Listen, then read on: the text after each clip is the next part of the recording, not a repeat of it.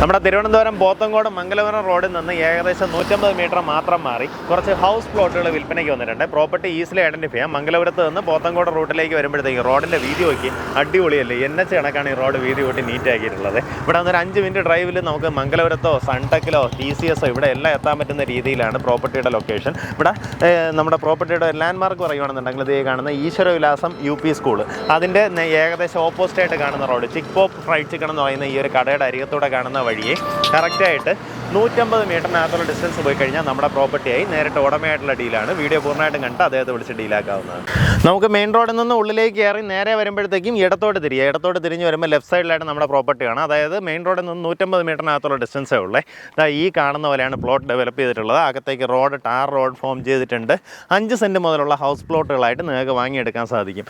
ഉദ്ദേശിക്കുന്ന വില per cent വന്നിട്ട് 6.5 ലക്ഷം രൂപയാണ്. ഈ പറഞ്ഞിരിക്കുന്ന വിലയിൽ നെഗോസിയേഷൻ സാധ്യതയുണ്ട്. ആ കാര്യങ്ങൾ നേരിട്ട് ഉടമയായിട്ട് തന്നെ സംസാരിച്ച് ഡീലാക്കുക. ഈ കാണുന്ന പോലെ നല്ല ഉറച്ച മണ്ണാണ് കേട്ടോ.